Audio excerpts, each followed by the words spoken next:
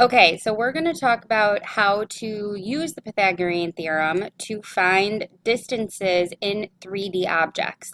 Before we get started with this, we're going to just do a quick review. So the Pythagorean theorem can only be used with right triangles.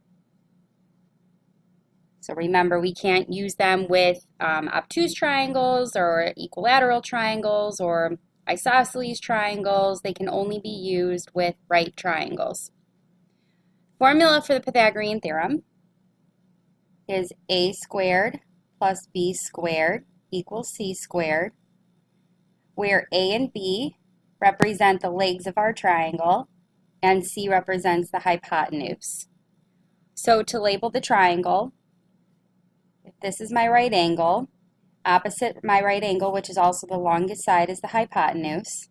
And then you have the legs, and it doesn't matter which one is A and which one is B. So I have here a cube and a rectangular prism. The reason why I put these on your notes pages is because these are the two shapes that we're going to be working with today. Now I want you to imagine having, let's say, a shoebox. Let's say that you wanted to find the longest object that you can place in the shoebox. So let's say this was my shoebox. Chances are you're not going to place an object just right at the bottom. You can, but that's not necessarily the longest object that can fit in the box. But now if you were to turn this and you were to kind of put it on an angle, notice how, in this case, I have a little extra space up there. I have a little extra wiggle room. So again, when I put it in like this, there's no space. There's no extra space there. It goes from one end to the other end. Well, putting it on that diagonal, it gives me a little extra space. So in this video, what we're going to talk about is how we find that measurement. It's not always easy to just take an object and place it inside of a box, and especially if it's something on paper. So we're going to be creating a couple of different right triangles. And if you think about it, a box and a rectangular prism have 90 degree angles. That's what their corners are made up of, 90 degrees. So because of that, we know that we're creating right triangles. So what I would recommend is if you have two different colored pencils, markers, pens, anything, it might be best for you to use those when you're taking your notes on this. I'm going to use two different colors. I'm just going to use red and blue. But it's going to help you to kind of visualize this stuff a little bit better.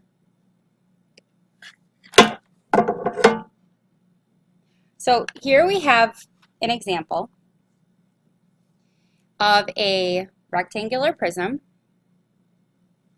And what I want to do with this rectangular prism is I want to find out what the measurement is of this line right there. So I'm going to just label that X.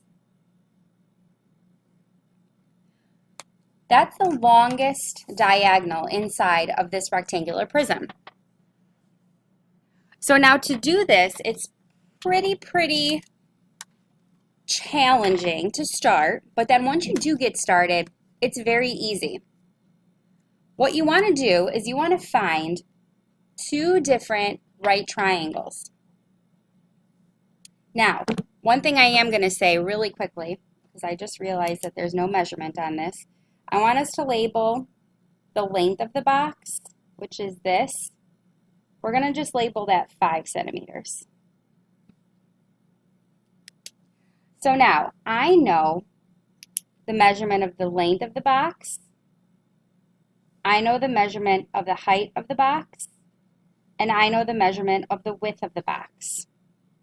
But I don't know the measurement of the diagonal. And it's not like I can just trace all those lines because they will not create a right angle. So I need to find a couple of different right angles. Now if you look at this diagonal at the bottom, what this diagonal is doing is it's actually cutting the base of the box in half diagonally. And if you take a look at that, and this is when I'm going to start using a colored pencil, I'm going to trace that line. If you take a look at that, I can actually create a right angle with using this line and this line. And I know the measurement of this line is 5, and I know the measurement of this line is 2 because this is the width of the box, and up here it's telling me the width of the box is 2. So I can actually use those measurements and the Pythagorean theorem to find the measurement of this diagonal, which is actually the hypotenuse of this blue triangle. And if you notice, the hypotenuse of the blue triangle is actually the base of another triangle that we're going to get to in a minute. So now off to the side, what I'm going to do is I'm going to use my Pythagorean theorem.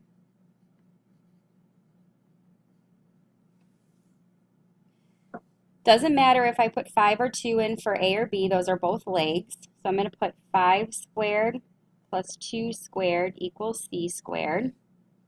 5 squared is 25, 2 squared is 4, 25 plus 4 is 29.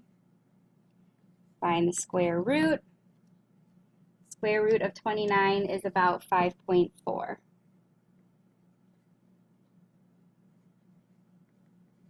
But that's not our final answer. We just found out the measurement of this line right here. So now we know the measurement of this diagonal, we know the measurement of the height of the box, and together those two lines are going to actually form the triangle that we need in order to find out what the longest diagonal is. So there's my second triangle. Shade it in so you can see it a little bit better. So now I'm going to use those measurements. So again, 5.4 is one leg. The height of the box we know is 3. So 3 is another leg. And this is going to give me what that longest diagonal is. So 5.4 to the second power plus 3 to the second power. 5.4 squared gives us 29.16. 3 squared is 9. We get 38.16 when we add those together. And then we find the square root, 38.16, which is about 6.2. So that means that the longest diagonal is 6.2. So what I want you to do now, I'm going to go over one more example. At this point, if you feel like you're good, you don't need to go on any further, you don't need to see another example, feel free to stop the video. Any questions after this part won't be counted against your assignment. However, if you feel like you'd like to see at least one more example, I know that we're getting to a little bit longer of a video, but I want you to pause the video at this point. I want you to turn your papers around because we're going to do this example right now. So, if you want, again, pause the video, do the problem yourself, see if you can do it, and then follow along. This time, I want this diagonal. This is the longest diagonal. So it might be easy for some of you to work backwards. So I know that if I'm going to create a right triangle with this as being my hypotenuse, I'm going to go down to the corner, there's my 90 degrees, and then I'm going to cut across at the base. So there's one of my triangles. Now, I'm going to check to see if I have all my measurements. Well, I know that the measurement of this line is 12 because this is the height of the box, but I don't know this measurement. This is the diagonal of the base. I don't know what that is. So I can't use the Pythagorean theorem yet with the red triangle because I just don't know this measurement. So now I'm going to see if I can use other numbers to find what this measurement is. So I'm going to create my right triangle.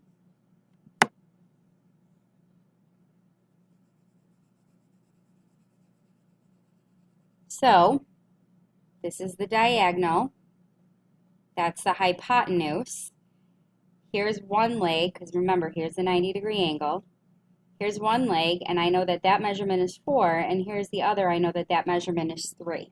So I can use those two numbers to find what the hypotenuse is of the blue triangle, which is also the leg of the red triangle. So we have 3 squared plus 4 squared equals c squared.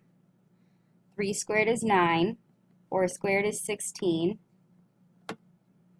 16 plus 9 gives us 25.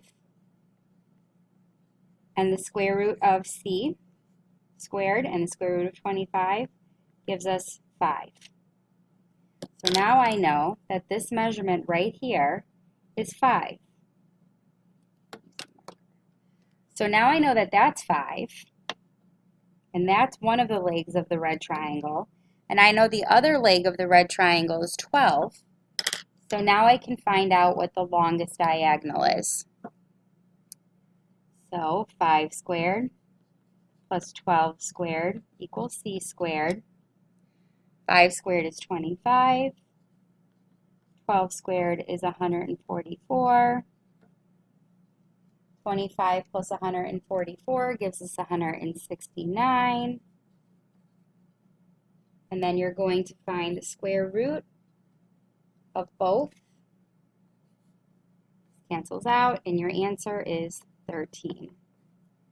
So the longest diagonal in this box is 13. So that's it. I would like for you to try the box right below this one by yourself. And then when you come to class, we will be practicing this a little bit more using some realistic materials. And again, we'll be using a lot of different colors to help us kind of visualize where those triangles are.